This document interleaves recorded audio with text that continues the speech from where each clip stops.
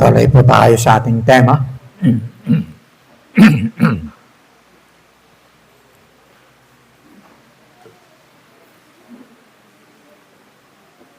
Pananampalatayang walang kabuluhan.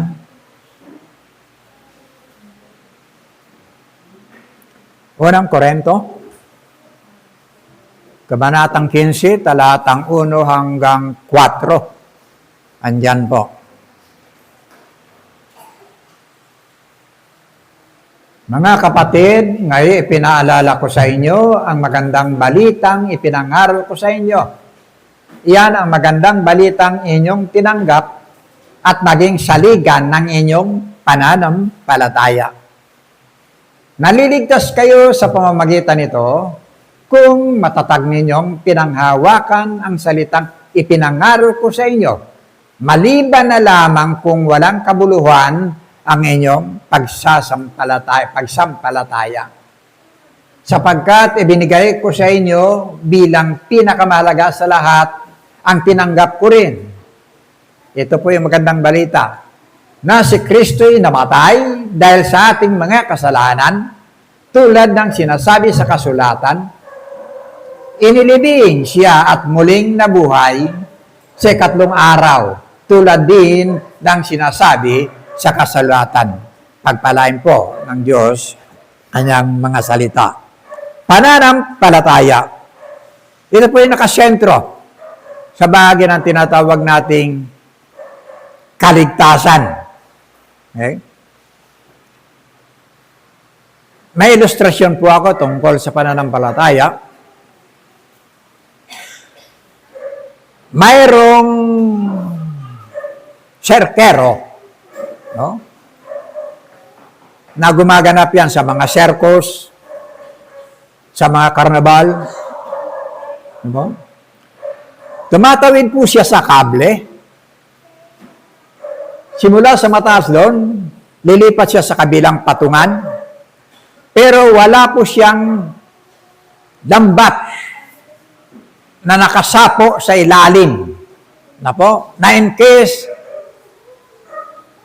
na mahulog siya, hindi siya mapapahamak. Magbabounce lang siyang ganon. Now, yung sa halip na lambat,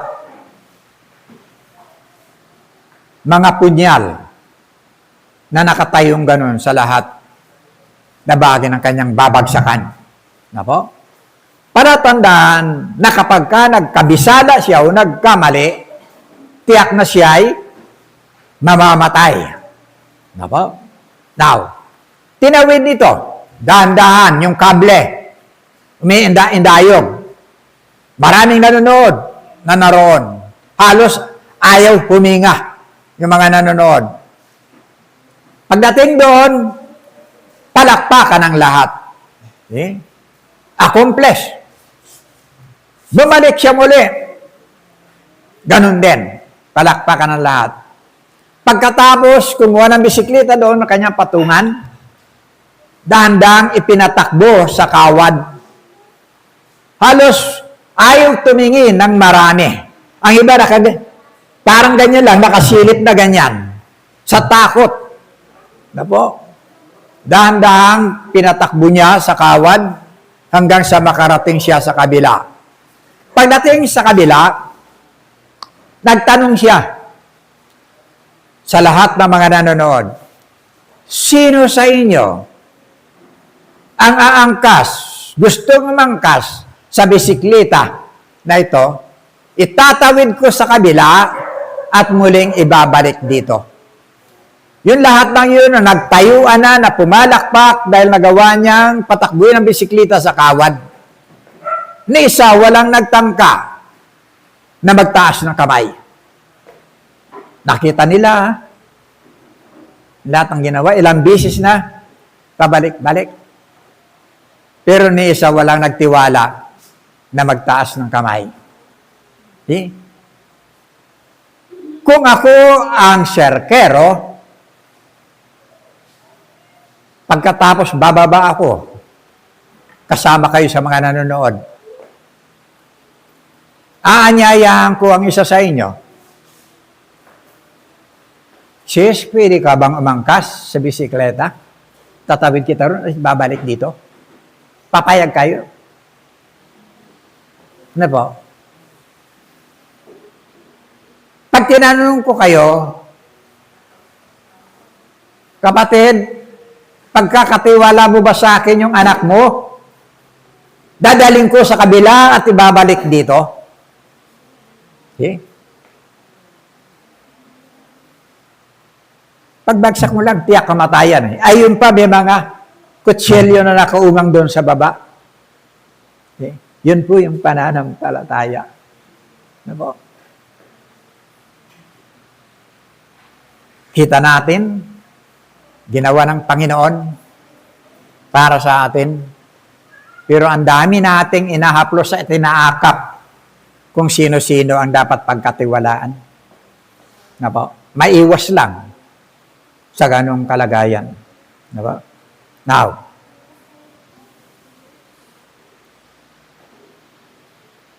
ang pananampalatayang may kabuluhan, narapat po na babatay sa magandang balita sa ating teksto. Ano pong magandang balita? Gospel. Yan. Good news. Ebanghelyo. Yan po yung magandang balita. Nang pinakalaman po niyan, walang iba, kundi ang ating Panginoong Jesucristo. Since sa Genesis, nandiyan na po siya hanggang sa Revelation. Kung makita nyo sa Genesis, nandiyan na po siya. Nung bumagsak ang tao sa kasalanan, kanya-kanyang gawa sila ng kanyang pantakip para hindi nahayag yung bahagi ng kanilang kaubaran sa Diyos, para muli silang makaharap sa Diyos, pero hindi naging kaaya-aya sa Diyos. Ipinakita ng Diyos, dagkatay siya. Hindi ba? Napag-aralan na natin yon. Genesis chapter 3, verse 21. Nagkatay siya. Hindi pwede mga dahon-dahon lang na panakip sa kaubaran. Kinakailangan, sabi ng Biblia, mayroong dugo, mayroong mamamatay. Kaya gumawa ang Diyos, nagkatay siya ng hayop. Kinuha ang balat. Okay? Tumagas yung dugo. Yung pinagkunan niyang balat, namatay yun, hindi mabubuhay yun. Nauubusan ng dugo. May buhay na mamamatay na walang kinalaman sa kasalanan ng ginawa ng dalawa. See? Ipinakita na po yung Panginoon Jesucristo doon. Sa Genesis chapter 3, verse 15, ipinakita na rin yung kanyang crucifixion. Yung pagpapako sa kanya. Andiyan na po. Hanggang sa Revelation, ipinakita na rin po dyan yung kanyang pagbabalik. Okay? Buo po yan. Walang kulang. Isinagawa ng ating Panginoon Jesucristo. Sabi dyan. No? Kaya kung makikita po natin, sa Luke chapter 2, makikita na po natin yan. Ayan. Ngunit sinabi sa kanila ng anghel, huwag kayong matakot, ako'y may dalang magandang balita. See? May para sa inyo na magdudulot ng malaking kagalakan sa lahat ng tao. See? Magandang balita. Ano yun? Isinilang sa inyo ngayon, sa bayan ni David, ang tagapagligtas, ang Kristong Panginoon. See? Diyan pa lang, magandang balita na pumasok sa atin. Dahil tao, hubad. Sabi ng Diyos, lalangin natin ang tao sa ating wangis. May kausap na ang Diyos sa paglalang.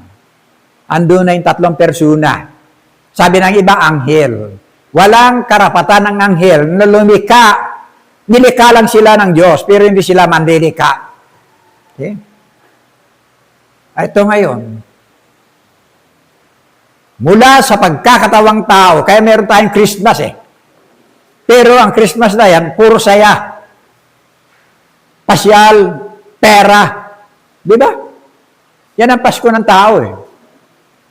Pag walang pera, malungkot. Sasabihin, pas muna kami kasi wala man lang kayon si tatay. See? Yun ang Pasko sa kanila.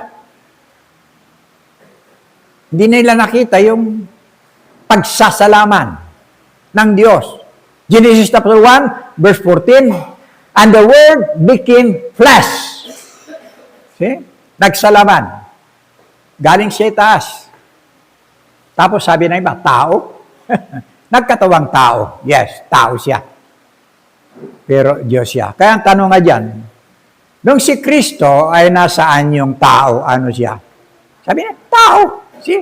Ay nung si Kristo nasaan yung Diyos, ano siya? See? Ang sabi ng Biblia, bagamat siya ay nasaan yung Diyos, hindi niya pinanghawakang makipantay sa Diyos, bagkus sinubad niya. See? At bagaan yung tao. Hindi nila matanggap. Yung mga yan talagang tiyak sa impyerno. Now, at ang kaligtasang pangkaluluwa nakasentro lamang sa ating Panginoon Kristo. Gawa 4:12.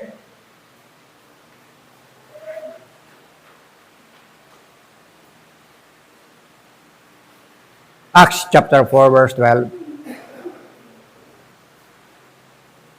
Sa Kanya lamang matatagpuan ang kaligtasan, sapagkat walang ibang pangalan sa buong daigdig na binigay ng Diyos sa mga tao pang tayo ay maligtas.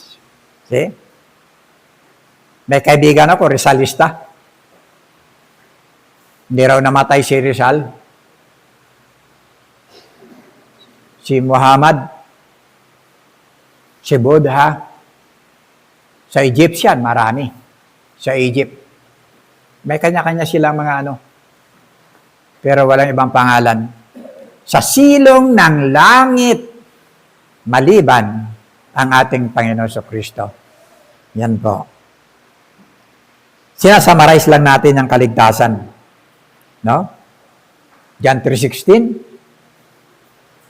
Ipinakikita diyan yung buod ng kaligtasan. Yan ang pinakapuso ng Biblia. Yung pag-ibig ng Diyos sa sanglibutan. We are the world. We are the children. Yan. Sanglibutan. Minahal ng Diyos. Mahal ng Diyos yung mga makasalanan. No? Pero kinapupuotan niya ang kasalanan. Okay? Kaya kung magpapatuloy ka sa kasalanan at wala kang Kristo sa puso, kasama ka sa puot ng Diyos. Okay? Tingnan mo dyan, pananampalataya, ang sino man, see? Ano man pagkatao mo, matalino ka man, no? Open ang pinto ng kaligtasan. Gayon na lamang ang pag-ibig ng Diyos sa sanglibutan, ibinigay ang kanyang bugtong na anak upang ang sinamang sa kanya'y sumampalataya. Isa lang kaligtasan na yan sa silong ng langit. Ang ating Panginoon Kristo. Simple lang ang kaligtasan eh. Hindi ko alam bakit hindi maunawaan ng tao na isa lang ang laman ng Biblia. Ang pagliligtas sa tao sa pagkapahamak. Ang sinama sa kanya ay sumampalataya ay hindi mapapahamak, kundi magkakaroon ng buhay na forever. See?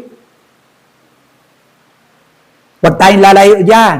Huwag kang lalabas dyan. See? Sa bahagi ng ano na yan,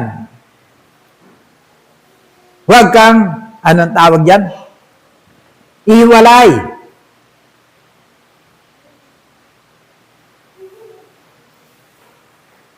Dahil dyan ang sentro ng kaligtasan. Naalala nyo si Silas at si Pablo? Nung pinahirapan sila? Binugbog ng gusto, ang dami sugat. Okay? Pagkatapos ipinangaw pa ron sa bilangguan, nakakadina. Ang paa nakalagay pa ron sa butas na kahoy. Pero umaawit sila. Nagpupuri sa Diyos. Despite na ganun ang kanilang kalagayan. Pero sa atin, nangyayari kapag bigas lang ang wala sa iyo, ang dami mo ng tanong sa Diyos. Papuri sila.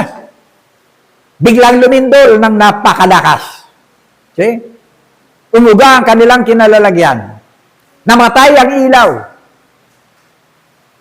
Dumilim ang lahat. Natakot yung gwardiya. Pananagutan niya lahat ng bilanggo. Akma na niyang papatayin ang kanyang sarili. Sumigaw si Pablo. Huwag mong gawin yan. Nandito kami lahat. Walang nakawala. Yun, lumapit siya kay Pablo. Isang kanyang katanungan. Ano ang gagawin ko para maligtas? Isa lang. Sinagot ni Pablo. Sino nakakalam? Ano sabi? Manampalataya ka? Wala yata dyan, wala yan. Sa Panginoong Jesucristo at maliligtas ka. Simple lang. Pananampalataya. Manampalataya ka. Kahit na sa'yo ng certificate of membership ng lahat ng reliyon sa buong mundo. Pero kung wala kang Kristo, impyerno ang pupuntahan mo. Yan sinasabi ng Biblia eh. Okay? Gamitin mo yung lahat ng mga karakter mo. Mabuting tao ako, kalahati ng kayamanan ko, binigay ko, lahat-lahat. Wala ka. Hindi yan. Hindi yan. Relasyon mo sa Diyos na namatay para sa iyo. Okay?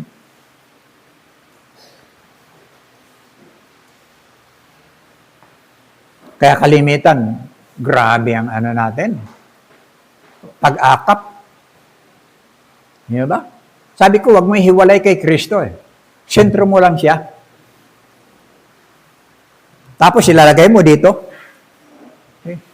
Sino bang aanib dito? Okay. Nakahiwalay na kay Kristo. Ilalagay mo ngayon kung saan ako namulat. Kung saan yung mga ninuno ko, doon na lang ako. See, anong klase ng... Kaya nga pag tinanong, pag namatay ka ba, alam mo kung saan ka pa ron? Abay, buhay pa ako eh. Pag namatay ako, saan ako malalaman kung saan ako pa ron? Wala na. Tapos na. Sapagkat sabi ng Biblia, it is appointed. Itinakda sa tao na mamatay na minsan at pagkatapos. Buhay mo, ito, dito ka. Okay? Kung anong buhay at script na ginampanan mo sa sanglibutang ito, yun din ang aanin mo sa kasunod na buhay. Ganun lang naman. Okay? Mga minamahal, pinapasadahan lang natin ang kaligtasan. Gusto ko mahinog tayo dyan. Baka mamaya lumabas tayo, simba tayo ng simba. Pagdating dito, wala, hindi natin ano. Paano natin isi-share yung ginawa ng ating Panginoon sa Kristo. No? See? Ang liwaliwanag. John 1:12.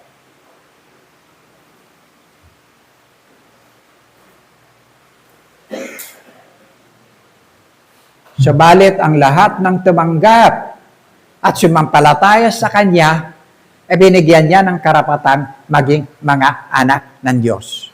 See? At itong nasa unahan natin, Pamilya Magos. Nandun yan sa CFT. Isa ako sa nagkasal sa kanila. See? Yung church ng CFT na malaki. Isa diyan sa katanungan na talagang hanggang ngayon magkasama sila. Sharon, tinatanggap mo ba si Mike na maging asawa mo? See? Pag sabi niyang, opo. Mike, tinatanggap mo ba si Sharon na maging asawa mo? Opo. Yung dalawa, magiging isa. Kita nyo? Mawala man yung isa, lahat ng karapatan may iwan sa kanya. Okay? Sabihin natin, kapatid na Mike, ha? Ikaw na una, ha? Okay. Yung lahat na bahagi ng pundar ni kapatid na Mike, Ang kapatid na Sharon lang ang pwedeng mag-claim na sa kanya ang karapatan. Yun ang pakikipag-isa. Nakuha niyo? Ang sino bang tumanggap sa kanya, pinagkalooban ng karapatan ng Diyos. Okay? Diyos na nagbigay sa iyo. Okay? Anointed ka na. Ha! Dadaanan natin lahat yan. Inuna ko lang ito. Anointed ka na. Anak ka na ng Diyos. Pangalan mo isinulat na sa langit. Wala dyan, kapatid. Lucas, Kabanatang 10, talatang 20. Isinulat na ang pangalan mo. See? Walang eraser doon. Walang snowpick na pwedeng burahin ang iyong pangalan. Isinulat sa dulo ng pako ng pinakatenta, dugo ng ating Panginoon Kristo. Okay? Ano po? Pananampalataya. Kaya sabi ng Juan 3:36,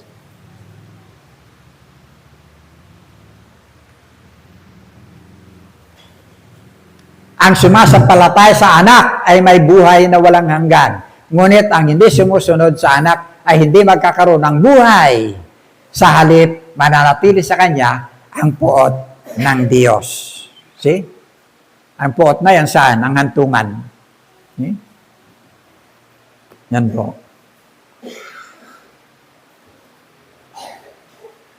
Kaya sabi ko nga, kung gusto mo ng buhay na walang hanggan, sundan mo yung pattern ng kriminal doon sa krus. Di ba? Kriminal doon sa krus. Ang sabi doon, Luke 23, verse 42 to 43, yan ang pattern ng pananampalataya. Yeah. At sinabi pa nito, Jesus, alalahanin mo ako kapag naghahari ka na. See? Ano yun? Yung kanyang pananampalataya, yung kanyang sarili. No? Inihabili niya sa ating Panginoon Kristo habang nakapako silang dalawa, tatlo na nandoon. Okay? Ang sagot ng Panginoon, sinasabi ko sa iyo, isasama kita ngayon sa paraiso.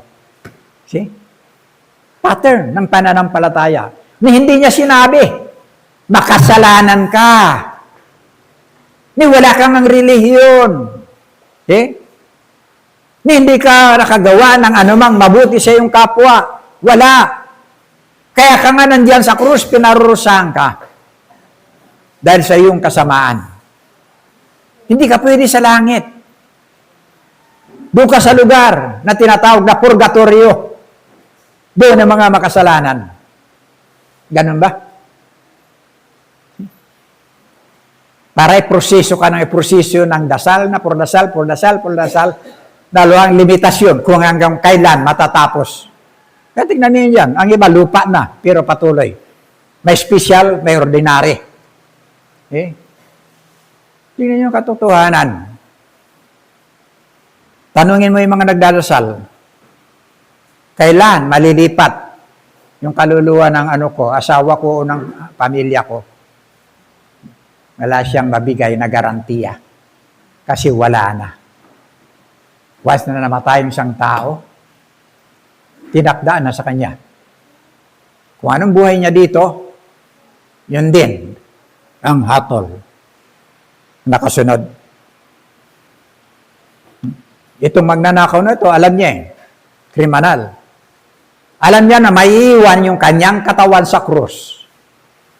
Pero kasama siya na ating Panginoon Kristo. Dagli. Sa pamamagitan ng pananampalataya, naging banal. Sabagot si Jesus, sinasabi ko sa iyo, isasama kita ngayon. See? Sa paraiso. Yan po yung salvation. Sentro na kay Kristo. Pwede kanyang ipangako. Yan po.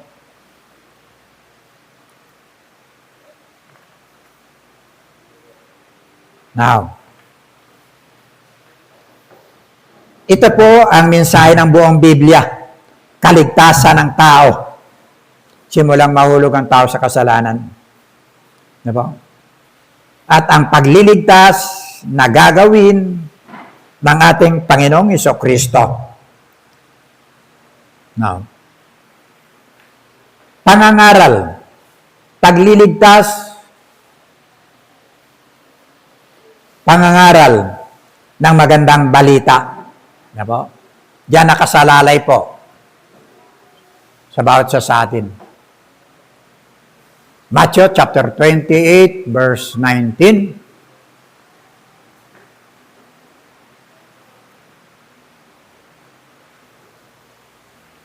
Kaya tumayo kayo, gawin ninyong alagad ko ang mga tao sa lahat ng mga bansa. Bautismuhan niyo sila sa pangalan ng Ama at ng Anak at ng Espiritu Santo. 19 lang yun, ano? Aha. Yan. Tumayo kayo, pangaralin niyo yung Ebanghelyo. Yung kanyang ginawang pagliligtas. Yan po.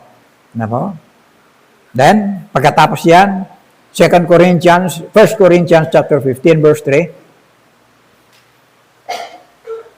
Sapagkat ibinigay ko sa inyo bilang pinakamahalaga sa lahat ng tinanggap ko rin, na si Kristo ay namatay dahil sa ating mga kasalanan, tulad ng sinasabi ng kasulatan. Okay? Ibinigay ko sa inyo na inyong tinanggap.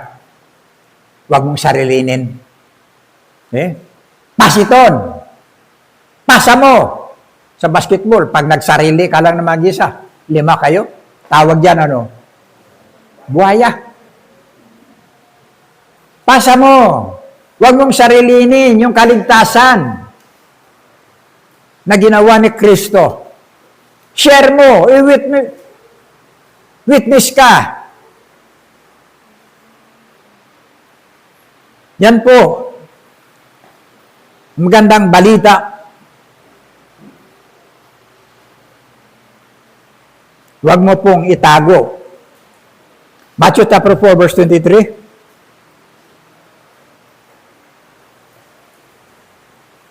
Nilibot ni Jesus ang buong Galilea.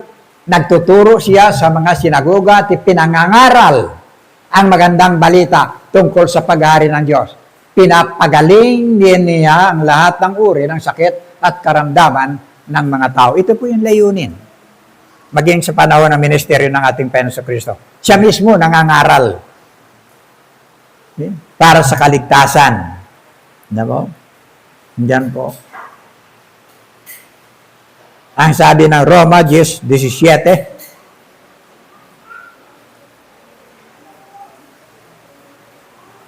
kaya't ang pananampalataya ay bunga ng pakikinig. At ang pakikinig naman ay bunga ng pangangaral tungkol kay Kristo. Kasi, yan nagsisimula yan eh. Paano sila mananampalataya kung wala silang naririnig? Kasi, mula sa bahagi ng pangangaral ng salita ng Diyos, diyan po nagmumula ang pananampalataya. Diba? Acts chapter 1 verse 8. Yan po yung pinaka-main.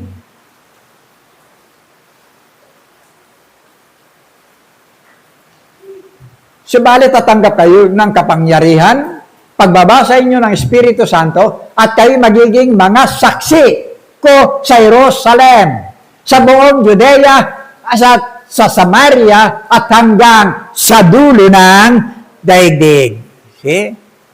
Huwag mong patulugin. Ibahagi mo. Mahalagang bagay yan. Kaligtasan ng tao. Ang buhay hindi dito. There is no life beneath the grave, but there is life beyond the grave. Dito pa lang. Masusumpungan mo na yan. Pero pagka namatay ka na, step forward ka lang. Ang lapit ng impyerno. Ganggahibla lang ng buhok sa kinalalagyan natin. Okay? Once na hinugot yung ating hininga, one step forward, nandun ka na. Ipapalit mo yung sarap ng buhay dito. Lahat ng libangan na nandito sa'yo, sa'yo na lahat. See? Pag namatay ka, paano ka? Kung wala kang relasyon sa Panginoon. Ito po yung pinakamahalaga na pinaghahandaan ng bawat tao. Okay? Pwede ka namang mabuhay sa bagay ng relasyon sa Panginoon. Mas masaya ang buhay ng nasa Panginoon na nabubuhay ka ngayon dito. Okay? Sipin mo, hindi ka na po problema. Ha? Hindi ka tulad nung araw. Dinas ko po yan. Kabataan ko. Abay, makakain lang ako. Ang langsa, naghanap ako. Pamatay ng langsa. Okay? Pag hindi ako makayusi, isip ko, ang gulo. Yeah. May kaibigan ako na nandito, galing dito. Pagbalik ko ng Manila,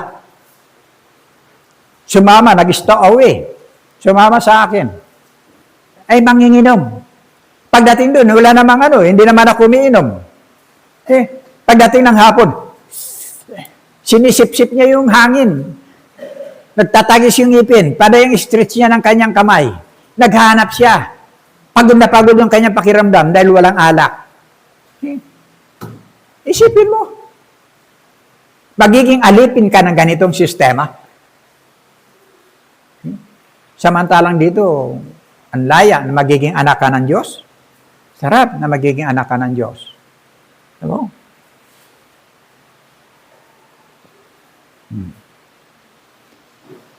Now, ito po yung number 1 na responsibilidad ko, ninyo, bawat isa na nagkaroon ng relasyon sa Panginoon.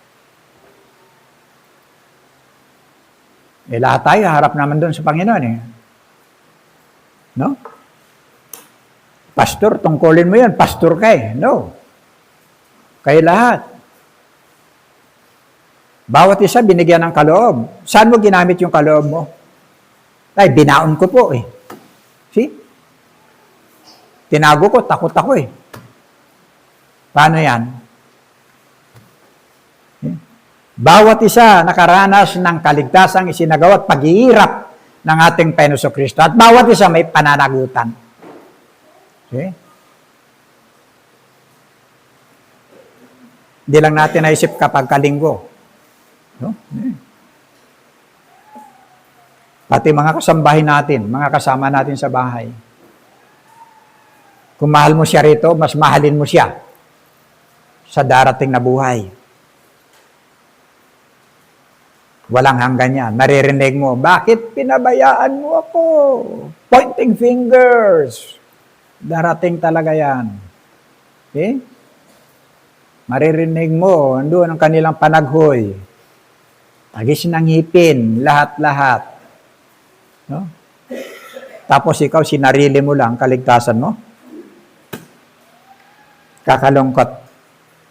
Ano ba?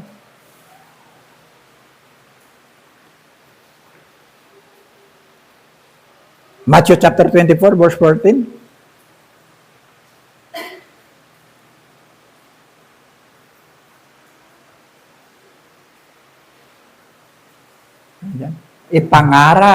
Papangaral sa buong sanglibutan ang magandang balitang ito tungkol sa kaharian ng Diyos upang magsilbing patotoo sa lahat ng mga bansa at saka darating ang wakas. Okay?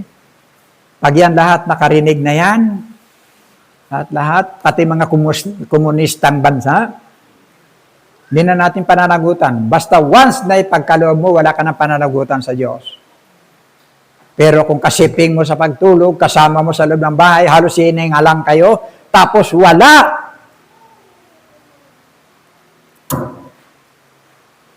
Yan ang nakakalungkot. Nasabi ko nga, lahat tayo magsusulit Sulit tayo lahat. Harap ka sa luklukan ni Kristo. 2 Corinthians 5:10. Hanap ka dyan. Harap ka. Ano ang ginawa mo sa panahon simulang maging anak ka? Wala.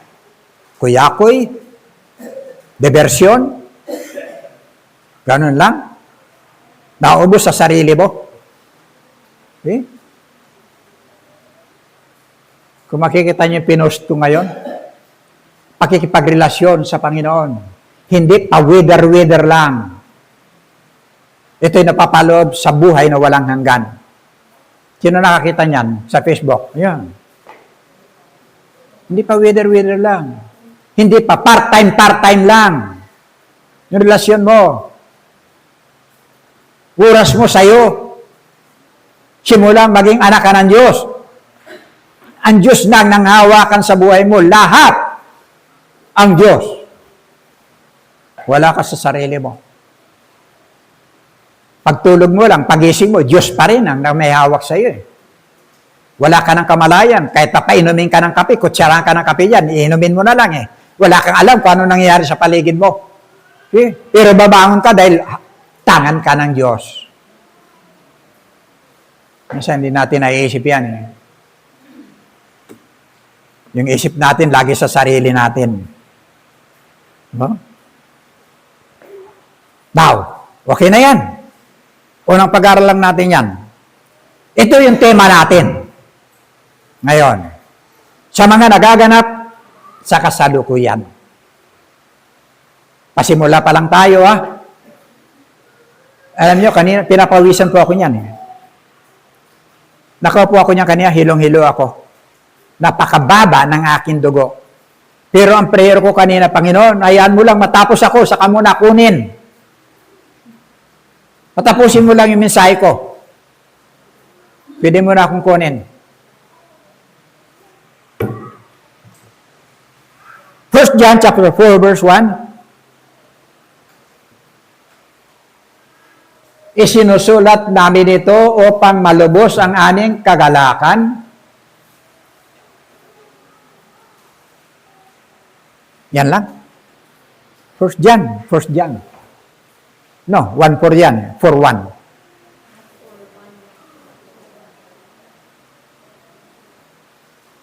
Yan. Mga minamahal, huwag kayong magsipaniwala sa bawat espiritu. Ha? Tatalakayin natin yan, ha? Kundi inyong subukin ang mga espiritu kung sila'y sa Diyos, sapagkat maraming nagsilitaw na mga bulaang propeta sa sanglibutan. Ngayon, Matthew chapter 24 verse 5.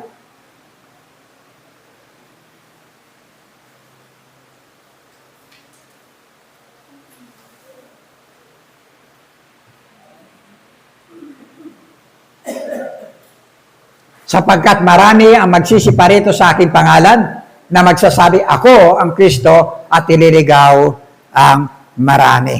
Okay? Marami po yan. Nako?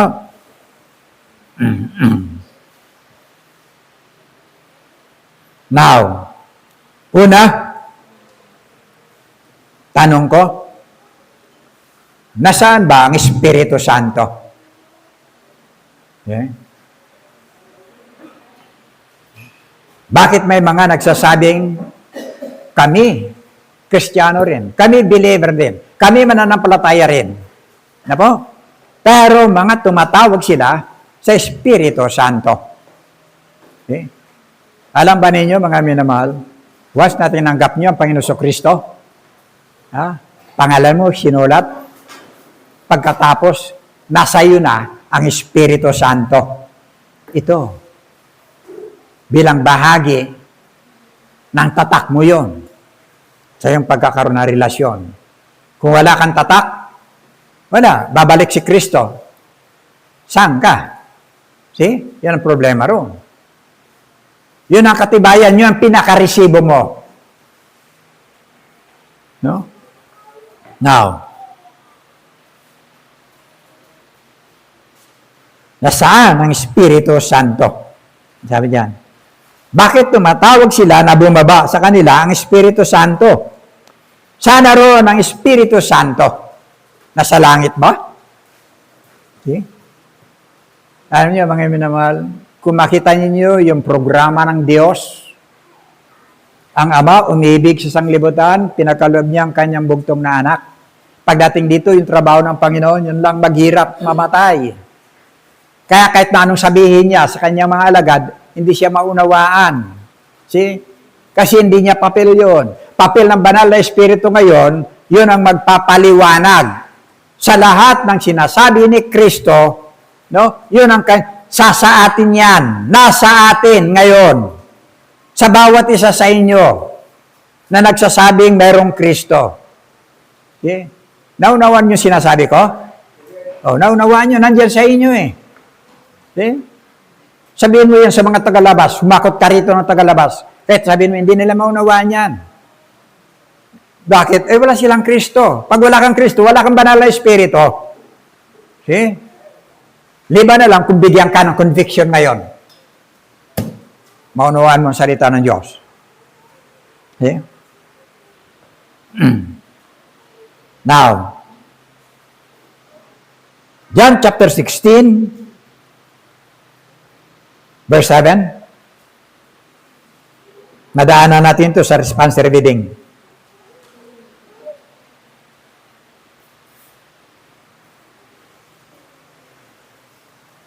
Subalit, sinasabi ko sa inyo, ang katotohanan, ang pag-alis ko'y isa'y kabubuti ninyo, sapagkat hindi paparito sa inyo ang patnubay kung hindi ako alis. See? Patnubay kung hindi ako alis. Ngunit pag-alis ko, isusugo ko siya sa inyo. See? Yan ang sinabi ng ating Panginoon Kristo. Nasa kasama, tagapanguna, tagapagpaliwanag ng mga alituntunin ng katotohanan. Hindi yan umiwalay sa atin. Nakita niyo yung panahon natin ngayon? Bakit tayo may tinatawag na tour guide? Diba? Ganun ba yung tour guide? Pasakayin lang niya yung kanyang mga tapos paiwan na siya. Hindi. Mauna siya. Poprotektahan niya ang lahat. See? Siyang magbibigay ng mga alituntunin sa mga lugar na kanilang papuntahan. See? Nagpapaliwanag kung anong lugar yan. Nagpapaliwanag kung anong lugar ito. See? Yan ang banal na Espiritu.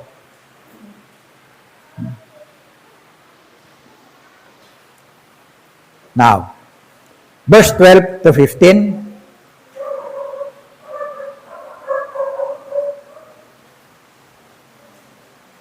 Marami pa akong sasabihin sa inyo, subalit hindi pa ninyo kayang tanggapin sa ngayon. Hindi nila maunawaan.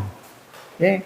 Ngunit pagdating ng Espiritu ng katotohanan, papatnubayan niya kayo sa buong katotohanan, sapagkat ang sasabihin niya ay hindi mula sa kanyang sarili, kundi ang kanyang narinig. At ipinahayag niya sa inyo ang mga mangyayari sa inaharap.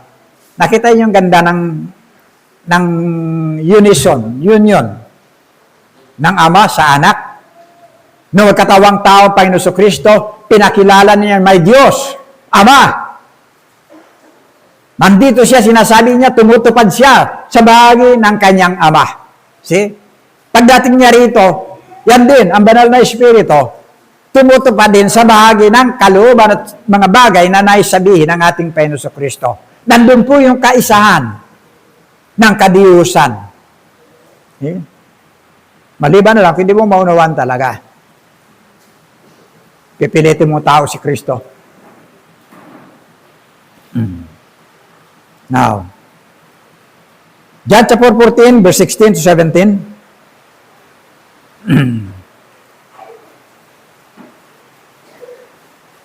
Yan.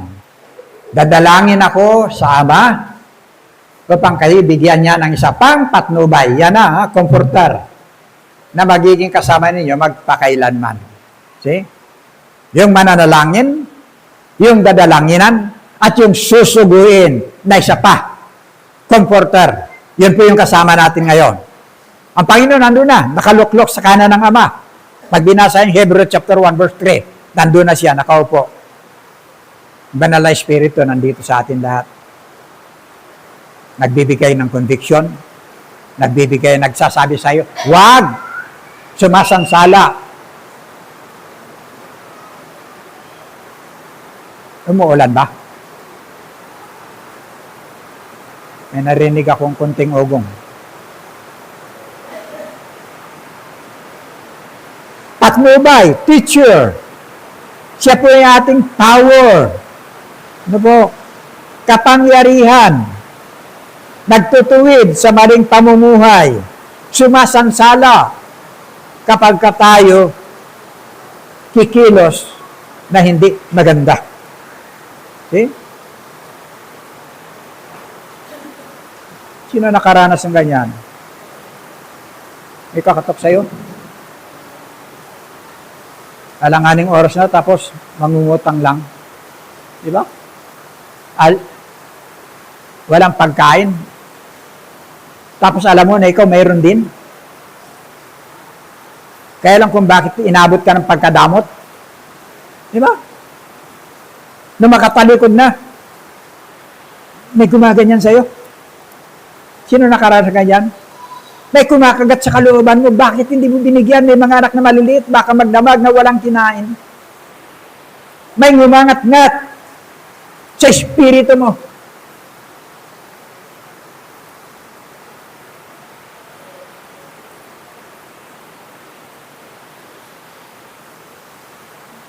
Dadalangin ako sama upang kayo bigyan niya ng isa pang patnubay na magiging kasama ninyo magpakailanman. Yan po yung kapangyarihan. Mayroon po tayo sa ating sarili ngayon.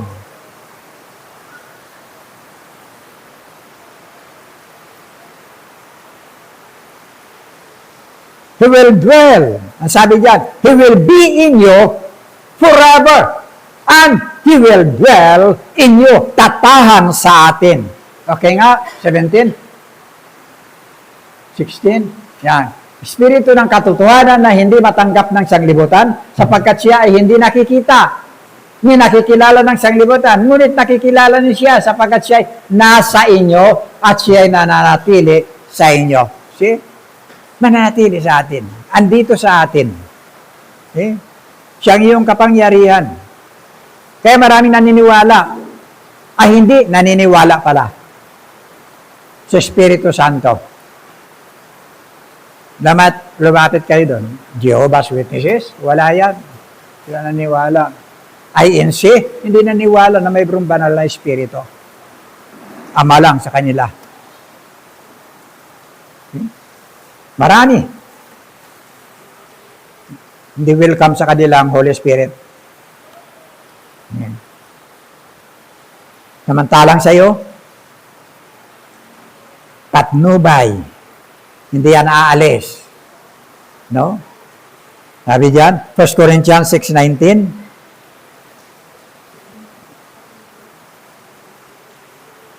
Hindi ba ninyo alam na ang inyong katawan ay templo ng Espiritu Santo na nasa inyo? See? Nasa inyo. At ipinagkaloob ng Diyos sa inyo.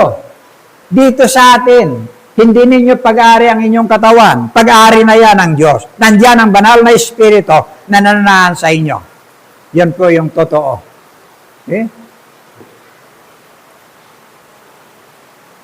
Napakahirap kung wala kayong sasabihin mo, anak ka ng Diyos, pagkatapos wala palang Espiritu sa iyo, anong klaseng assurance mayroon ka? See? Aawit ka pa ng Come, Holy Spirit, follow me now. Bumaba ka sa akin. Okay? Napakalungkot. I need your anointing power. Hindi mo lang alam na anoint ka na. Naging anak ka na nga ng Diyos. Okay? Gusto mo lagi pag nangisay ka dyan, na-anoint ka? Ano bang kahulugan nun? Hindi na unawaan.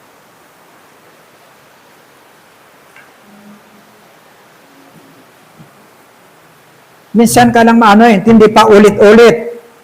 Sa tuwing magkakaroon ng encounter to the Spirit, isa yan. Kalat na po yan. Ha? Encounter to the Spirit, kalat na po yan. Maraming mga sambahan na ganyan. Encounter to the Spirit. Na po? Paulit-ulit na tuwing magkakaroon ng encounter with the Spirit, hilingin nila na bababa sa kanilang Espiritu para i-anoint ng kapangyarihan ito.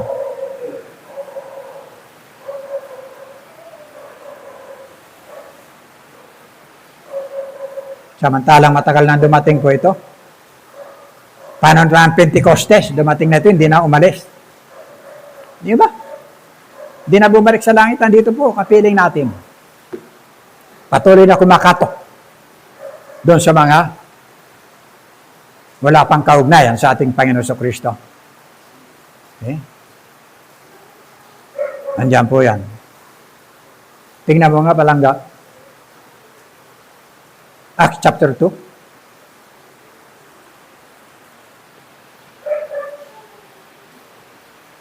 Verse 1 to 4.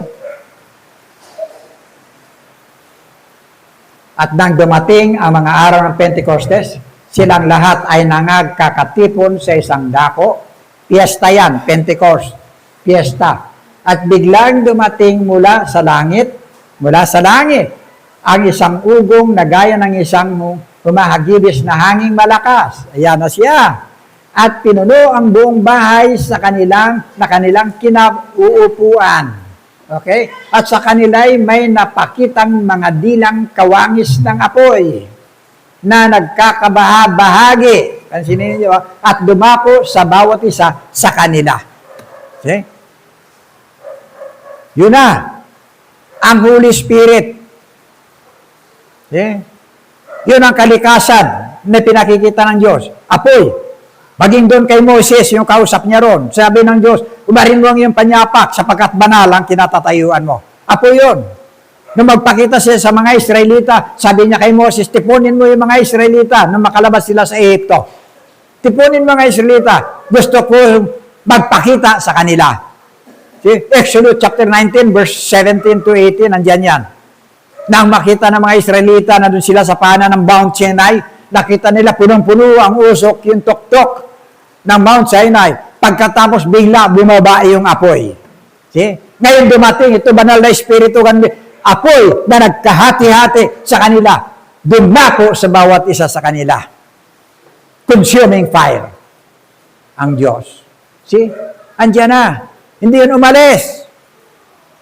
See? Yan po yung kalikasan. Yung bahagi na kung saan matitiyak po natin na mayroon po tayong Espiritu Santo na bagamat hindi ganon. Liliwanagin ko sa inyo, bakit ganon? Liliwanagin ko sa inyo. Okay.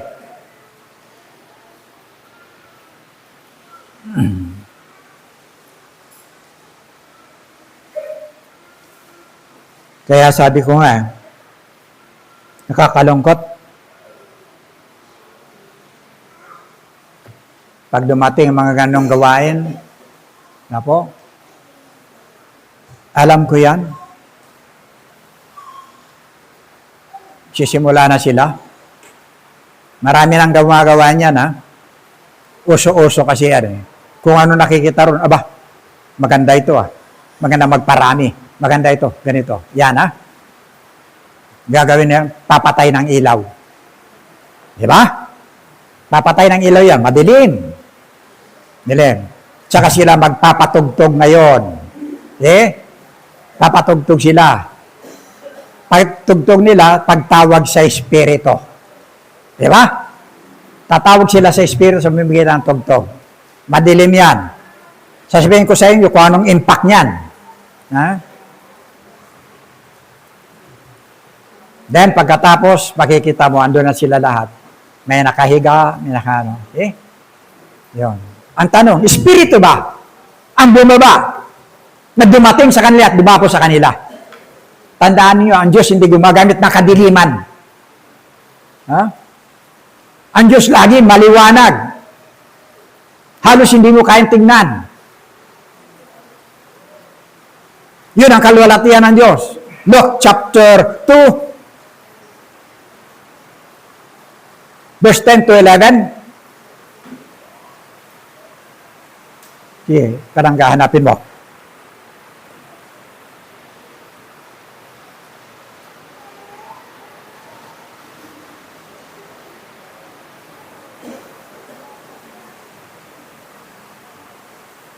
At sinabi sa kanila ng anghel, huwag kayong mga takot sapagkat narito dinadalhan ko kayo ng mabuting balita na malaking kagalakan na siyang nasa sa buong bayan.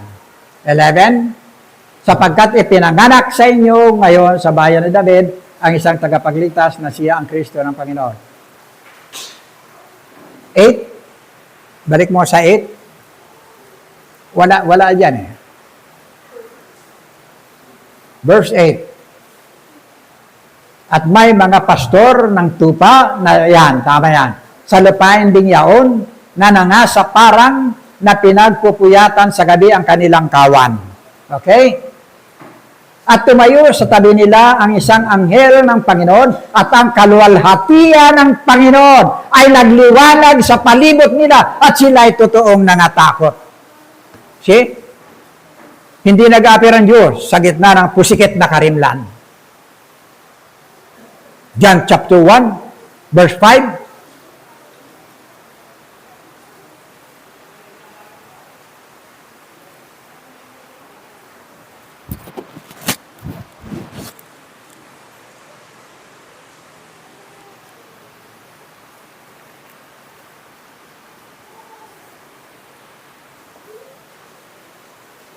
At ang ilaw ay lumiliwanag sa kadiliman at ito'y hindi napag-uunawa ng kadiliman. Ano yan? Yung katotohanan, yung buhay na nakay Kristo. Liwanag po yan. Ha? Lagliwanag at hindi magapi ng sanglibutan. Pinakikita ko lang sa inyo kung anong kanyuan. Now, kaya nga sabi ko, kung wala kang banal na espiritu, anong ipahayag mo? Ha? Sabi mo, anak ka ng Diyos. Anak ka ng Diyos, pwede ka bang magsalita para lang sa iyo, sa sarili mo magmumula? No, hindi. Yung espiritu na nasa iyo, yun ang nagbibigay ng direksyon.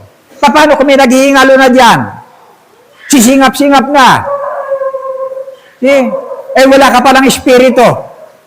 Paano mo mabibigyan ng katotohanan yung nag-iingalo? Okay? Come, Holy Spirit, pulon minaw para sa taong ito. Saka ka palang tatawag. You see? Minsan hindi natin kung ano lang ang uso ginagawa, pero hindi pinag-aaralan ang katotohanan sa Biblia. No? Mahirap po depende sa mga bagay na nauuso sa takbo ng panahon. Okay? Kung ano yung panahon na yun, akapin mo, abay maganda ito. Okay? Sa iyong pakiwari, sa iyong sistema, sa iyong kaparanan, na tila baga malakas na malakas, makagising ng diwa at emosyon ng tao. Bagamat ano ang katotohanan? Ang Espiritu ba Santo ang bumaba? Ano po? Kaya makita niyo po ngayon yung bahagi ng ating mga yan. Lahat tumbahan. Panyo lang ni Hagis. Tumba na. Okay? Ganyan lang. Tumba na. Amerikana jacket, iwas-iwas. Nangabuwal na. Sapatos ng preacher, lagay sa singit, nangihining na, tutumba. Pati sapatos. See? Marami. Mga imbento na hindi ginawa ng mga alagad sa panahon ng ating Panginoon Kristo. Maging umakyat ng ating Panginoon. Never! Na prinactice nila yung ganito. See?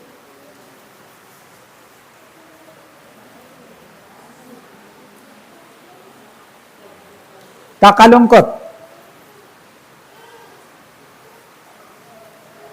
Naalala ko yan Mayroong nadidemon possess, matindi. Ang nadidemon possess. Kung ano si Jessica Soho, yan din noon, si Inday Badiday. Siguro nalalaman nyo, naririnig nyo, si Inday Badiday. Si True, ang kanyang programa sa telebisyon. May babae diyan na inaasawa raw siya ni Satanas. See? Totoo.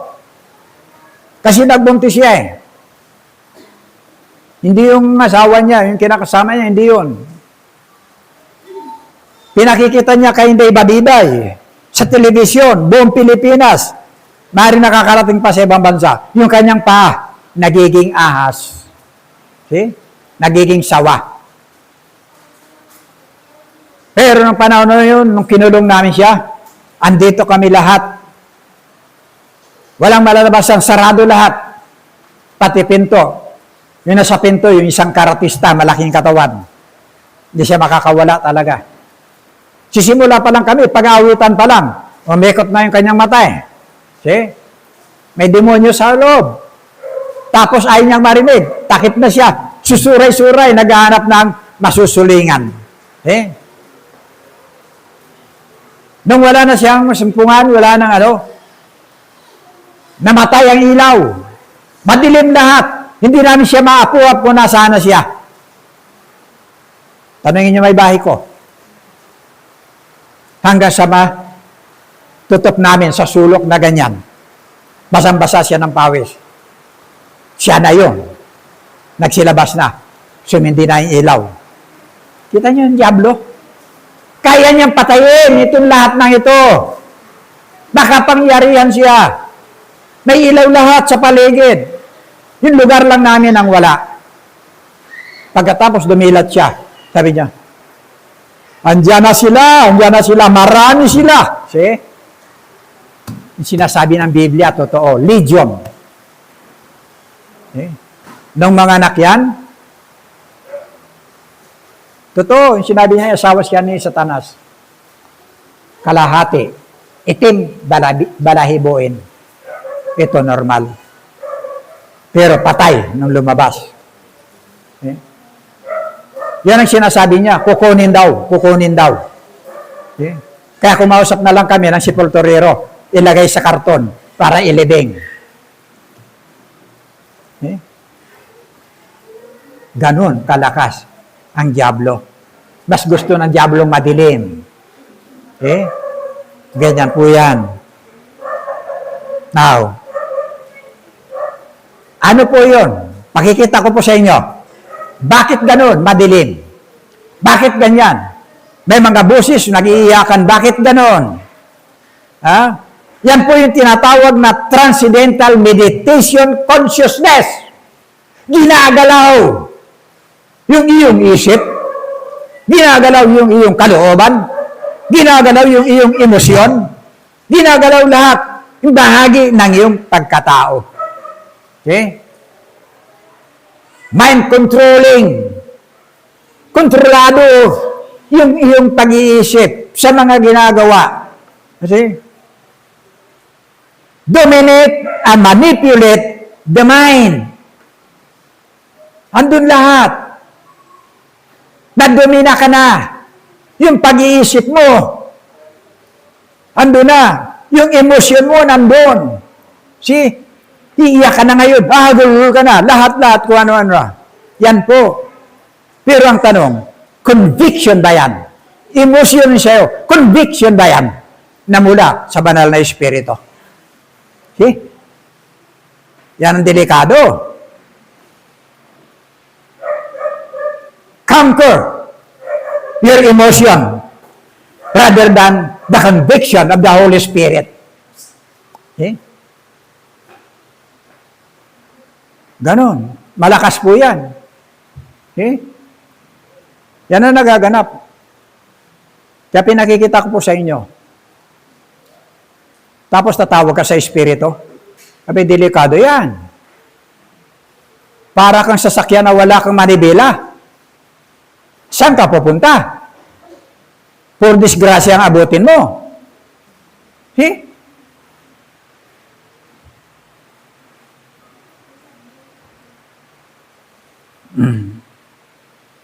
Hindi yan prinactice ng ating mga alagad ng Panginoon. Hindi. Ang katunayan nga niyan, may nadidemon possess doon eh. Ang sabi ng ama ng nadidemon possess, kinausap ko yung inyong mga alagad pero hindi nila kayang palabasin ng demonyo. See? Sa Luke chapter 9 yan. Tingnan mo kapatid, 39 hanggang 42.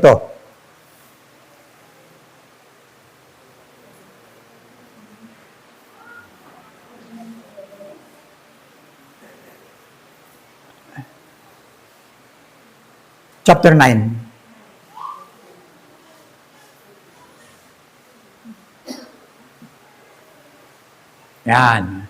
At narito, inaalihan siya ng isang espiritu. Ito yung sabi ng Ama. Kausap niya ang ating Panginoon Kristo. At siya ay biglang nagsisisigaw. At siya ay naliliglig. Ha? Naliliglig, nagsisigaw. Na pinabubula ang bibig at bahagya ng siya'y hiwalayan na siya'y totoong pinasasakitan, sinasaktan. Okay? At ipinamamani ko sa iyong mga alagad na palabasin siya at hindi nila magawa. Palabasin siya yung demonyo na hindi nila kaya. See? Mga alagad na yan, ha? Then, at sumagot si Jesus at nagsabi, O lahing walang pananampalataya. Yun ang tinutukoy niya dyan, yung kanyang mga alagad. At taksil, hanggang kailan makikisama ako sa inyo at magtitiis sa inyo. Dalhin mo rito ang anak mo. See? Yun yung na-demon possess. Okay? At sumagot siya, at samantalang siya ay lumalapit, ay ibinuwal siya ng demonyo at pinangangatal na naman na mainam, convulsion. Datapot pinagwikaan ni Jesus ang karumaldumal na espiritu at pinagaling ang bata at sinauli sa kanyang ama. See? Anong espiritu? See? Kaya makikita nyo sa television ngayon, lahat ganyan. Pagkumpas lang, buwa lahat. Mangingisay. See? Anong espiritu? Holy Spirit? Ay, unang mga nagsasagawa, hindi naniniwala na nandun na sa kanila ng banal na espiritu. See? Yan po. Wala po sa Bible na nagsasagawa ang mga alagad ng pagpapabuwal at pangingisay sa pamamagitan ng banal na espiritu. Hindi po yan baptism of the Holy Spirit na linggo-linggo, paulit-ulit sila bumabagsak, nababaptize sila. Naku po. Hindi rin po ito filled by the Holy Spirit na napupuspos sila ng banal na espiritu. Hindi po yan. Now, pakita ko po sa inyo ang larawan ng kapuspusan. Acts chapter 4, verse 13. Yan po yung napupuspos.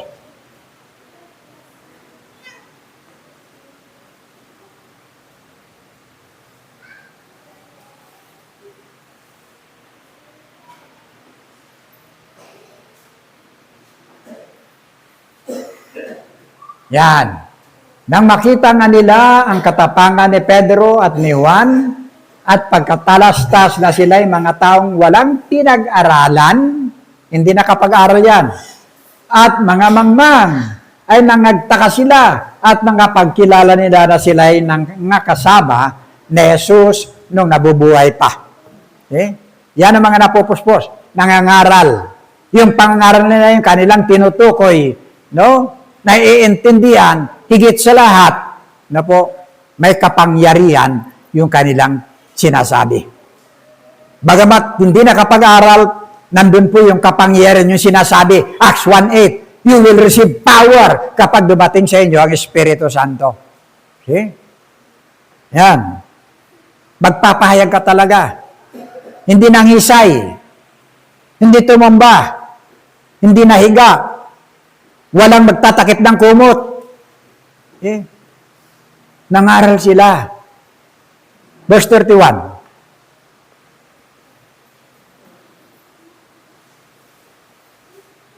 Pagkatapos nilang manalangin, nayanig ang kanilang pinagtitipunan, silang lahat ay napuspos ng Espiritu Santo at buong tapang na nangaral ng salita ng Diyos.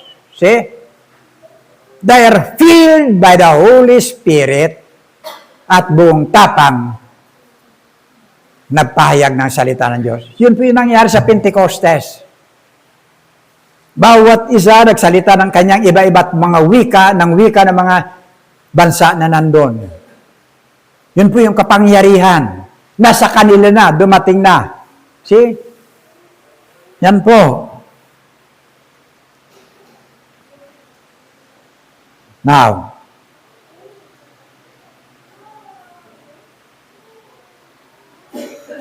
okay.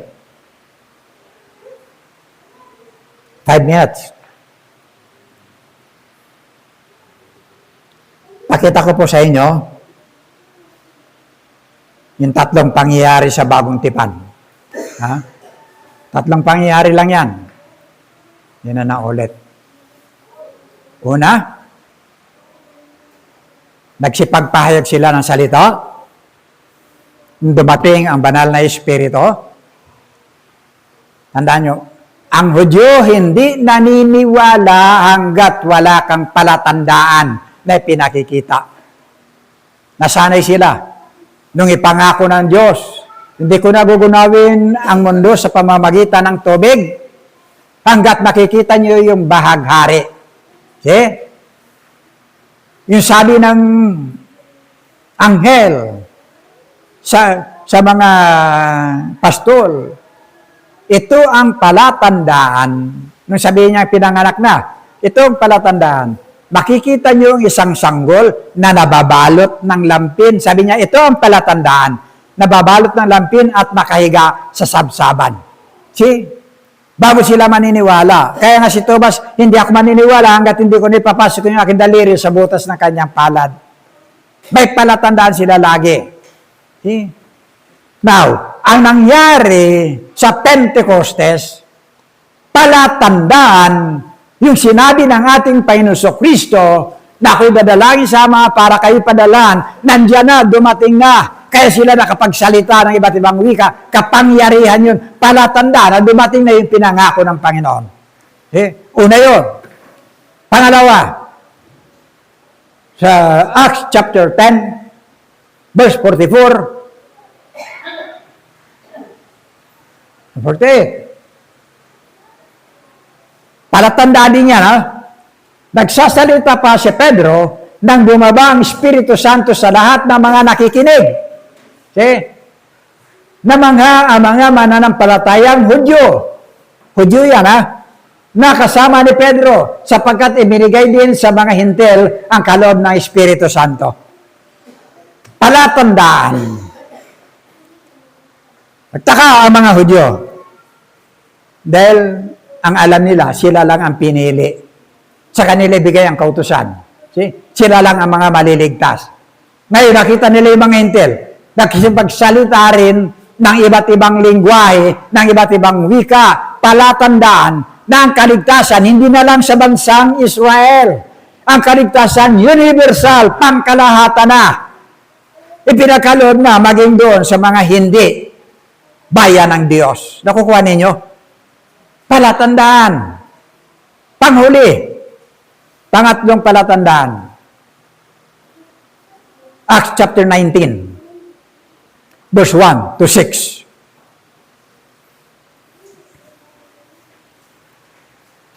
Habang nasa Corinto si Apolos, tinatahak naman ni Pablo ang iba't ibang dako ng lalawigan hanggang sa siya'y makarating sa Efeso. May natagpuan siya roon na ilang alagad. Okay? Mga Hudyo.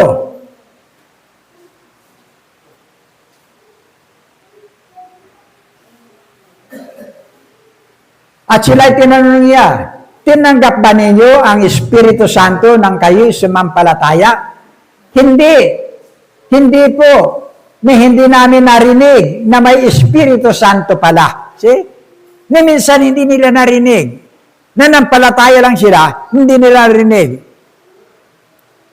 Okay?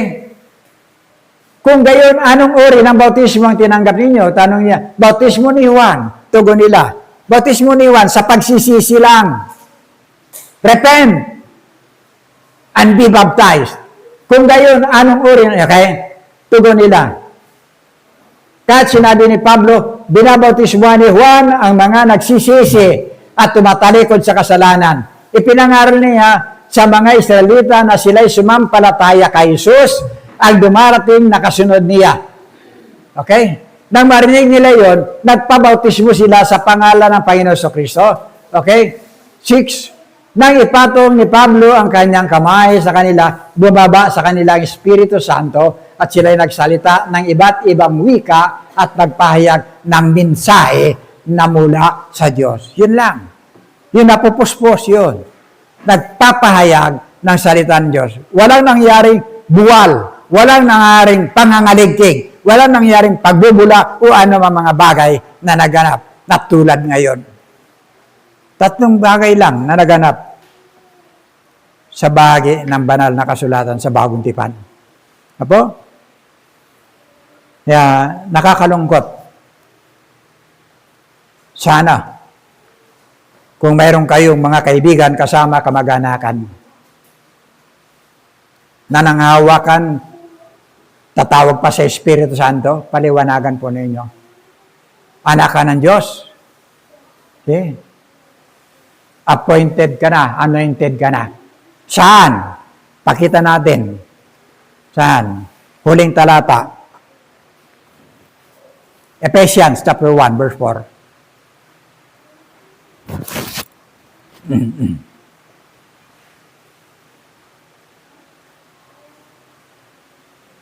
Bago palikain ang sanglibutan, ay pinili na niya tayo upang maging kanya sa pamamagitan ng ating pakikipag-isa kay Kristo. See? Pakikipag-isa. At upang tayo maging banal at walang kapintasan sa harap dahil sa pag-ibig ng Diyos. See? Anointed ka na. Hindi pa ba nalilikang sanglibutan? Hindi ka pinili para maligtas. No, hindi. Mali. Hindi ka pinili. Kaya isang doktrina yan na pinanghawakan ng mga anong tawag dito? Predestination. Na pinili na sila ng Diyos, hindi pa nalilikang sanglibutan. Mali. Pinili ka. Yung reward nandito. Okay? Andiyan, tapos na yan. Hindi pa nalilikang sanglibutan. Pero napasayo yung bahagi ng lahat ng yan nung panahon na makipag-isa ka kay Kristo. Yun ang ano doon. Ibalik mo sa verse 3. Okay? Verse 3.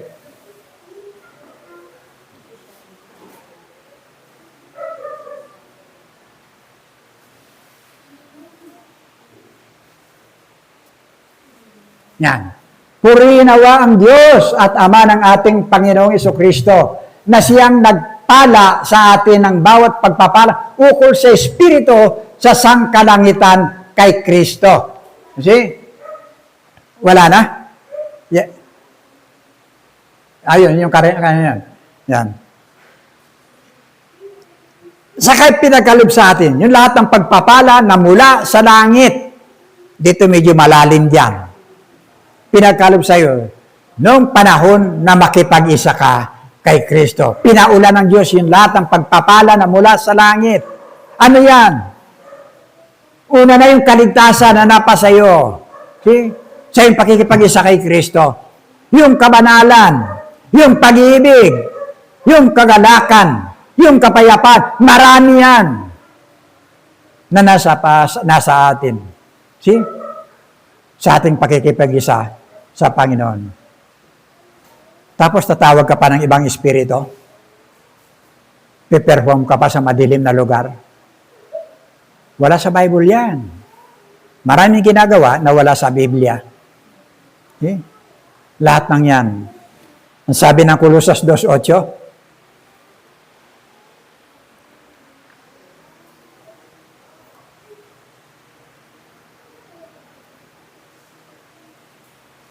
kayo magsipag-ingat. Baka sa inyo'y may bumihag sa pamamagitan ng kaniyang filosofiya at walang kabuluhang pagdaraya ayon sa salit-saling sabi ng mga tao, ayon sa mga pasimulang aral ng sanglibutan at di ayon kay Kristo. See?